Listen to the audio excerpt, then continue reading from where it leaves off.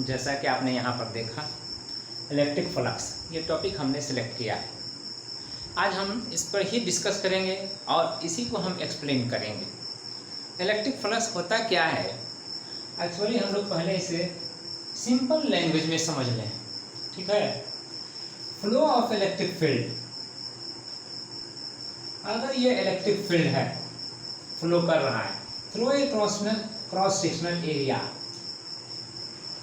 ठीक है, through a cross sectional area ये फील्ड पास आउट हो रहा है, तो हम इसे कहेंगे electric flux. Flow of electric field को ही अब हम लोग जानेंगे इलेक्ट्रिक फ्लक्स। यस, तो अब मान लिया जाए यहाँ पर डिफाइन करने के लिए कहा जाए तो हम ये से कैसे डिफाइन करेंगे। सिंपल लैंग्वेज में अगर हमें डिफाइन करना हो तो हम ये डिफाइन करेंगे, the flow of electric field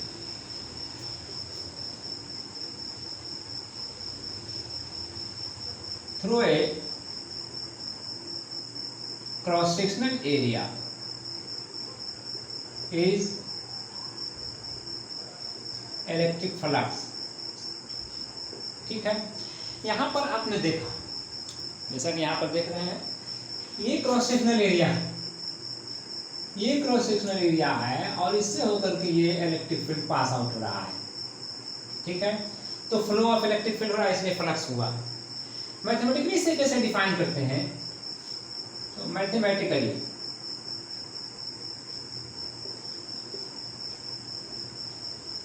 electric flux को हम लोग एक सिंबल से फाई ये सिंबल होता है, फाई से हम लोग डिनोट करते हैं। ठीक है, तो इसलिए मैथमेटिकली हम लोग इलेक्ट्रिक फ्लक्स को क्या कहेंगे, इलेक्ट्रिक फील्ड और इलेक्ट्रिक फील्ड जो पास कर रहा है क्रॉस सेक्शनल एरिया, उसके प्रोडक्ट मैथमेटिकली इससे डिफाइन करेंगे। तो मैथमेटिकली E इंटू ए ये इलेक्ट्रिक फ्लक्स कहलाएगा। ठीक है,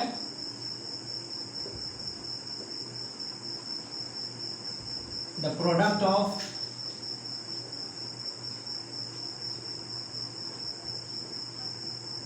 electric field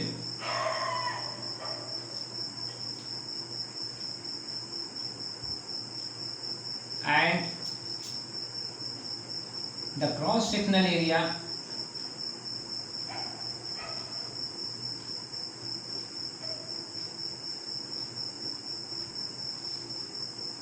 through which it passes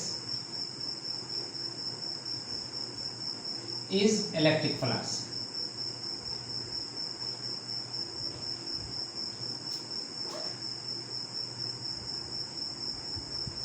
ठीक है, तो मैथमेटिकली हम लोग इलेक्ट्रिक फील्ड और जो इलेक्ट्रिक फील्ड जिस क्रॉस सेक्शनल एरिया से पास कर रहा है उस कई प्रोडक्ट को हम लोग इलेक्ट्रिक फ्लक्स कहेंगे।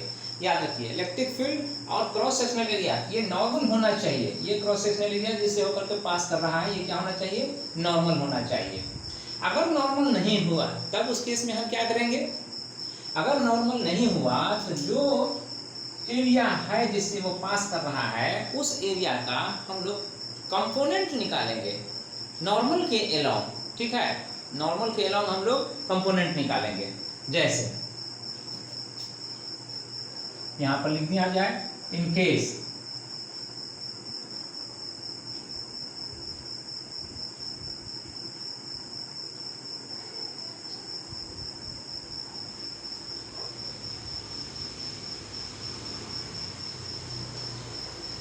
in case of inclined sectional area,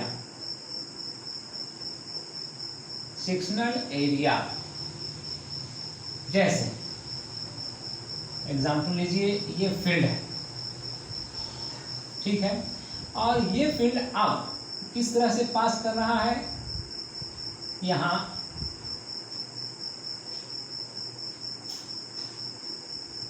इस तरह से पास कर रहा है, ये क्रॉस सेक्शनल एरिया है। ठीक है, तो ये क्रॉस सेक्शनल एरिया को अब यहाँ पर देखिए, नॉर्मल जो यहाँ पर हम ले रहे थे, तो ये एरिया को मैग्नीट्यूड में हम नॉर्मल पोजीशन में हम ऐसे दर्शा रहे हैं। ठीक है, अब ये लाइन इस केस में यहाँ पर इस तरह इंक्लाइन हो गया, ठीक है। जब ये इस तरह से हो गया तो फिर अब हम इस एरिया का कंपोनेंट इस डायरेक्शन में कितना है ये हम जानना चाहते हैं, ठीक है। तो ये जानने के लिए हमारा कंपोनेंट कितना होगा ये इस तरह से निकाला जाएगा। यस, ये एरिया इस नॉर्मल पोजीशन से कितना एंगल बना पर इंक्लाइंड हो गया, थीटा। ये थीटा एंगल पर इंक्लाइंड हो गया। तो अब इस एरिया का इस पोजीशन में कितना कंपोनेंट है ये जानने के लिए हम इसे यहाँ से यहाँ मिला देंगे और ये नॉर्मल परपेंडिकुलर होगा, ठीक है। अब इस फिगर को हम थोड़ा सा सेपरेट कर लेते हैं, ठीक है। तो ये हो गया ए और ये हो गया ए डैश मान लीजिए, ठीक है। अब ये एंगल हो गया थीटा। तो इस ए डैश का वैल्यू कितना होगा ए के टर्म में, तो ट्रिग्नोमेट्री का हेल्प लेकर के हम कह सकते हैं कि here A dash by A equal to cos theta, ठीक है। इसलिए A dash equal to A cos theta, okay. तो फिर फ्लक्स कितना होगा, इसलिए electric flux E equal to E times A dash, product of electric field and electric field जो इस क्रॉस सेक्शनल एरिया से पास कर रहा है वो एरिया, तो वो एरिया यहाँ पर ए डैश है, ठीक है। चलिए अब इधर निकाल लिया जाए, ठीक है।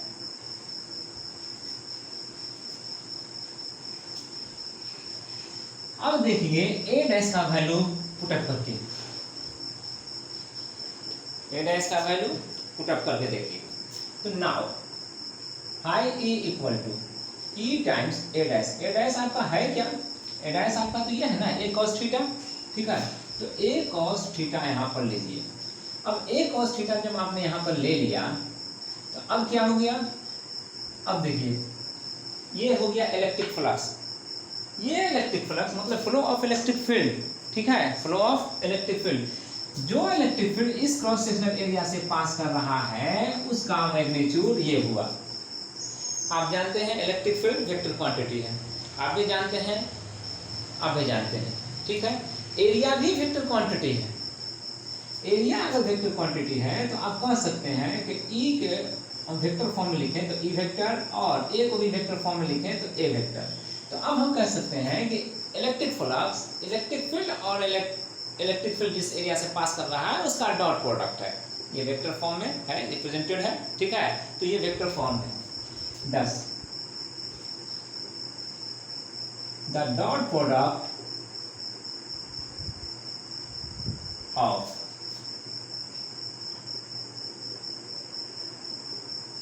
Electric field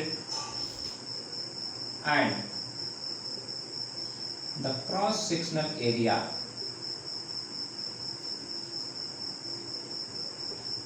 the sectional area कह सकते हैं इसे। क्रॉस सेक्शनल तो मतलब परपेंडिकुलर जो होता है वही होता है। The sectional area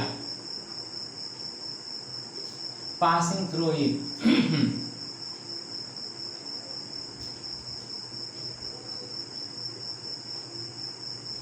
through which it passes is electric flux, ठीक है, ओके। अब आप समझ रहे हैं डॉट प्रोडक्ट के टर्म में हम लेंगे इलेक्ट्रिक फ्लक्स को, ठीक है। किसका डॉट प्रोडक्ट होना चाहिए, वो डॉट प्रोडक्ट होना चाहिए इलेक्ट्रिक फील्ड और क्रॉस सेक्शनल एरिया का, जिस सेक्शनल एरिया से वो पास कर रहा है, ठीक है, ठीक।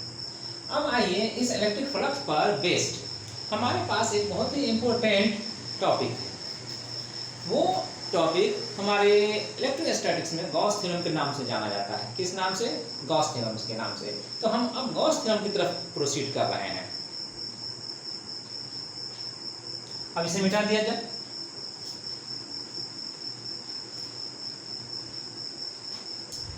गॉस थ्योरम बहुत ही इंपॉर्टेंट टॉपिक है इलेक्ट्रोस्टैटिक्स में। आइए यहां पर मैं एक्सप्रेस कर देता हूं गॉस थ्योरम को।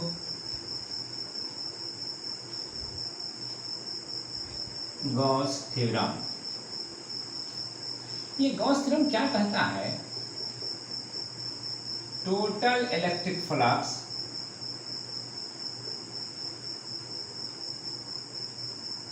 passing through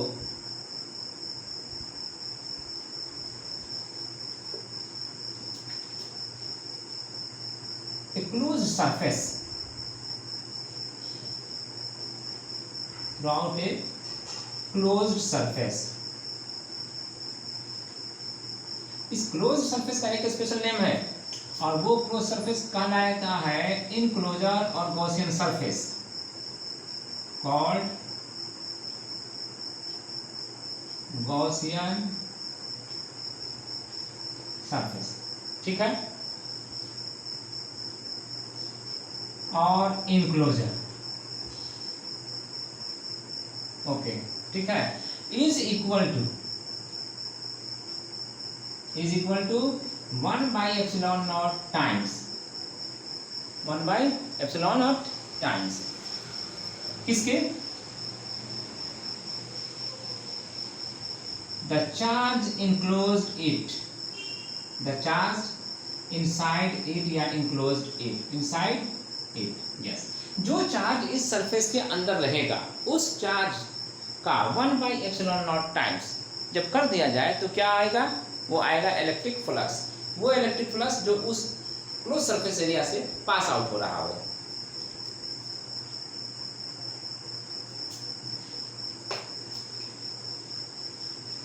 इसका प्रूफ एग्जामिनेशन में पूछा जाता है। जैसा कि मैंने कहा बहुत इंपॉर्टेंट टॉपिक है, तो इसका पहले तो प्रूफ ही पूछा जाता है। पासिंग थ्रू इट वहां पर लिख लिया है मैंने, ठीक है। That is A equal to 1/ε0 times Q। ये Q यहाँ पर है क्या, ये Q यहाँ पर वो चार्ज है जो किसी क्लोज सरफेस के इनसाइड है। ओके, अब क्लोज सरफेस यहाँ पर मैं बना देता हूँ, वो किसी भी शेप का हो सकता है, कोई ज़रूरी नहीं कि वो स्फेरिकल हो, वो क्यूबिकल हो, वो क्यूबाइडल हो, कुछ भी हो, लेकिन क्लोज सरफेस होना चाहिए। मान लीजिए यहाँ ये क्लोज सरफेस है, वो गॉसियन सरफेस S, क्या हो गया ये गॉसियन सरफेस S, ठीक है। तो अब इसके अंदर में इस पॉइंट पर चार्ज Q है। अब इस चार्ज Q की वजह से फील्ड इधर से भी पास करेगा, इधर से भी पास करेगा, इधर से भी पास करेगा, इधर से भी पास करेगा और इधर से भी पास करेगा और इधर से ऑल अराउंड, है ना, स्पेस में ये सरफेस है ना, ऑल अराउंड थ्रू पास करेगा इलेक्ट्रिक फील्ड। तो इसलिए फ्लक्स हुआ। अब फ्लक्स हमें ये दिखलाना है कि इतना के बराबर होता है। तो अब हम इसे प्रूफ कैसे करेंगे, प्रूफ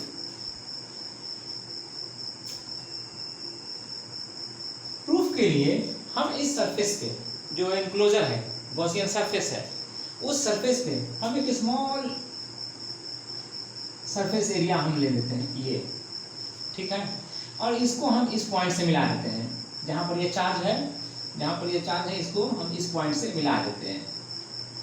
और मिलाने के बाद हम इसको आगे प्रोसीड करते हैं इस डायरेक्शन में। तो ये एक्चुअली इलेक्ट्रिक फील्ड का डायरेक्शन हो गया। इस सरफेस पे इस चार्ज की वजह से जो इलेक्ट्रिक फील्ड होगा पास होने वाला, वो इस डायरेक्शन में पास करेगा, ठीक है। और इस सरफेस का जो मैग्नीट्यूड होगा, सरफेस का एरिया होगा मैग्नीट्यूड में, वो डेल A है और डेल A का डायरेक्शन इस पर परपेंडिकुलर लिया जाएगा इस डायरेक्शन में, ठीक है, डेल A। अब जाकर के बताइए कि क्या ये और ये एक ही डायरेक्शन में है? नहीं ना, दोनों के बीच एक एंगल है। वो एंगल कितना है यहाँ पर, ये एंगल मान लीजिए थीटा, ठीक है, यस। तो अब ये थीटा है, तो अब हमें इस सरफेस एरिया से कितना फ्लक्स आउट हो रहा है, ठीक है, हमें ये पता करना है।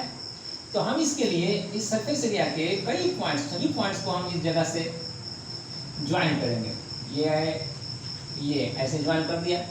तो अब ये जो सरफेस एरिया है, ये इतना सा, वो यहाँ पर एक एंगल बनाएगा। ये एंगल क्या होगा, ये एंगल सॉलिड एंगल कहलाएगा, ठीक है। सॉलिड एंगल को हम लोग लिखते हैं ओमेगा से। तो छोटा सा एंगल बना रहा है, इसलिए क्या होगा, सॉलिड एंगल के लिए छोटा सा एंगल बनता है, उसके लिए डेल्टा ओमेगा हम लोग कहेंगे। ओके, चलिए नाउ मान लीजिए Q,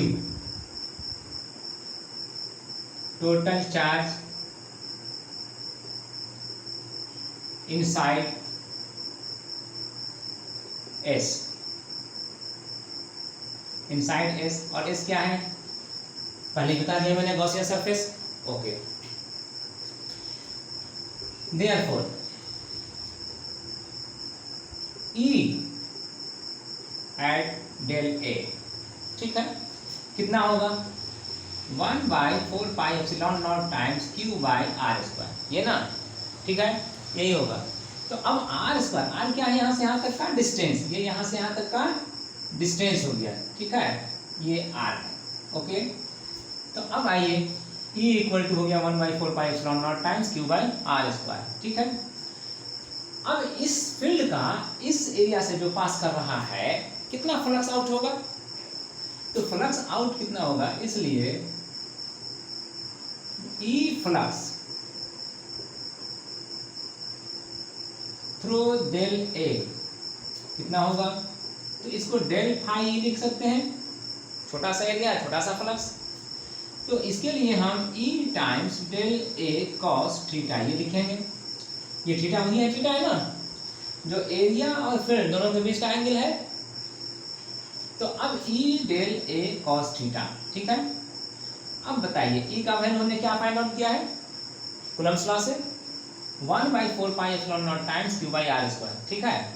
तो 1/4πε0 times Q by R square, E को रख दिया, पुट अप कर दिया, और डेल ए को रहने दिया del A he, cos theta को रहने दिया कॉस थीटा ही, ठीक है। तो अब बताइए कि ये एरिया जो यहाँ पर लिया गया है डेल ए, क्या ऐसा एरिया इस सरफेस पे और कहीं नहीं लिया जा सकता है, लिया तो जा सकता है, बल्कि जितना भी पॉसिबल होगा उतना हम सरफेस एरिया डेल ए जैसा जैसा इस सरफेस पे ले सकते हैं, और उन सभी से होकर के इलेक्ट्रिक फ्लक्स कितना पास हो रहा है, पास आउट हो रहा है, वो भी हम निकाल सकते हैं इसी तरह से, ठीक है। तो अब जितना फ्लक्स पास आउट होगा उस सब को हम ऐड कर दें तो टोटल फ्लक्स पास आउट होने वाला निकल जाएगा इस सरफेस से। तो इसलिए total flux through S equal to कितना होगा, summation of del phi E, यही ना, यस, डेल फाई ई। तो अब बताइए टोटल फ्लक्स के लिए हम लोग क्या सिंबल देंगे, फाई ई, ठीक है, और समेशन का ये सिंबल है, समेशन का मतलब टोटल करने का। तो डेल फाई ई का वैल्यू क्या था, ये तो 1/4πε0 times Q by R square और डेल ए कॉस थीटा, ठीक है। अब इस चीज को आप लेकर के आगे प्रोसीड कीजिए। उम्मीद है इधर तो लिख ही चुके होंगे, इसलिए इसे ओमिट करते हैं।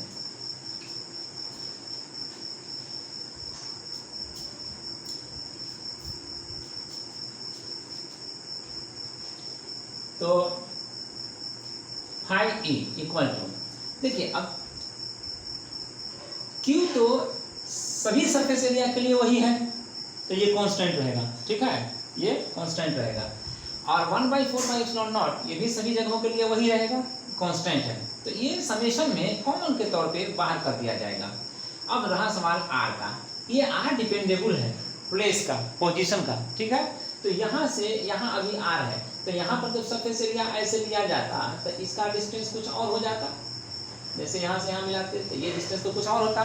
तो इसी तरह से और भी कई जगह पर दूसरी जगह पर डेल ए लेंगे तो उसका डिस्टेंस कुछ और होगा। एनीवे जहाँ पर जो भी डिस्टेंस होगा हम उसको इसके साथ ही अभी हम दोहराने जा रहे हैं और दिखलाने जा रहे हैं।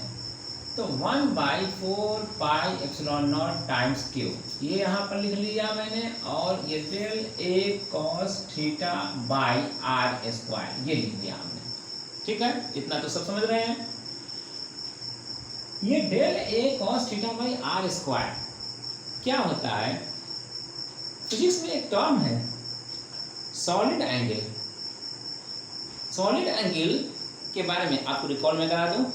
सॉलिड एंगल कहते किसको है, अगर कोई सरफेस एरिया को उसके सामने किसी पॉइंट से मिला दिया जाए जी, तो मिलाने पर उस पॉइंट पे एक एंगल बन जाता है। जैसे वो यहाँ पर हियर, यहाँ पर मैं दोहरा दूँ, del A cos theta by R square, क्या है ये, डेल ए ओमेगा, मान लीजिए क्या कहलाएगा, कॉल्ड सॉलिड एंगल, ठीक है, solid angle formed by the area del A at the position of charge, कहाँ, position of charge Q, Q जहां पर रखा हुआ है वहां पर, ठीक है, तो Q तो यहाँ रखा हुआ है, तो ये एरिया के सभी जगहों को, जैसे यहाँ से हमने 3 जगह से मिलाया डॉटेड लाइन से, 1 2 और ये 3, तो ऐसा ऐसा लाइन हम यहाँ से भी मिला सकते थे, यहाँ से भी मिला सकते थे, है ना, बस हमने कॉम्प्लिकेशन की वजह से वो नहीं मिलाया। लेकिन आपको एज्यूम करना है, क्या करना है, एज्यूम करना है कि अगर हम मिलाते तो यहाँ पर ऐसा ही एक एंगल बनता। Just imagine about an umbrella opening, जब अम्ब्रेला को हम खोलते हैं तो उसके हेड पर कैसा एंगल बनता हुआ दिखता है, ठीक ऐसा ही एक एंगल बनता हुआ दिखेगा, नहीं जी। तो ये सॉलिड एंगल कितना से दिया जाता है मैथमेटिकली, तो मैथमेटिकली जिस एरिया की वजह से बन रहा है और वो नॉर्मल है तो ठीक है, नहीं है तो कोई एंगल पर है एरिया, तो वो एंगल का कोसाइन वैल्यू और जितना डिस्टेंस पर वो पॉइंट है उसका स्क्वायर का रेसिप्रोकल। तो अब ये चीज़ को हम यहाँ पर दिखला दें, एक एरिया अलग से लेकर के, ये और ये मान लीजिए ये एक सरफेस एरिया हो गया, ठीक है। तो अब आप यहाँ पर आइए, यहाँ पर आने के बाद यहाँ से इसको मिलाइए, यहाँ से इसको मिलाइए, यहाँ से इसको मिलाइए, यहाँ से यहाँ इसको मिलाइए, ठीक है, एरिया आपका ये है।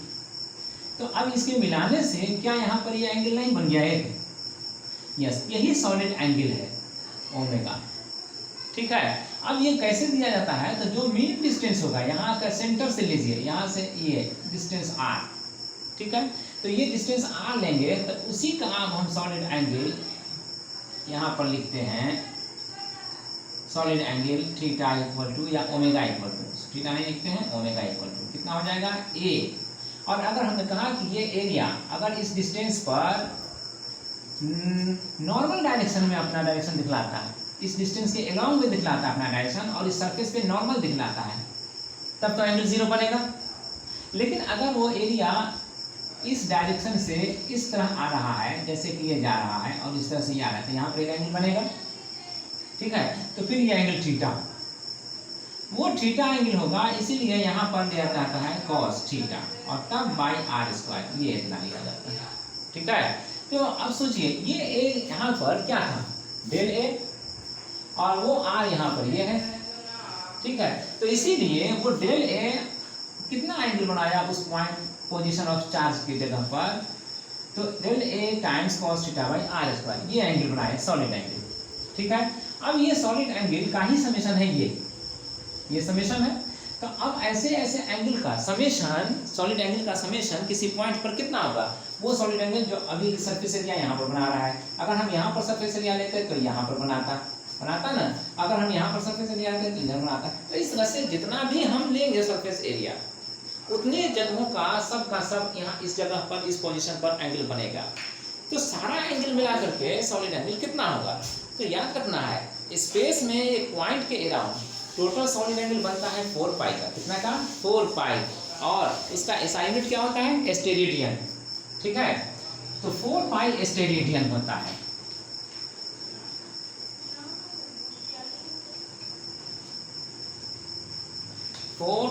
Steradian.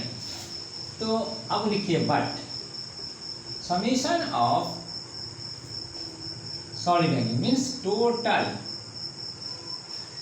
solid angle at a point equal to 4 pi steradian,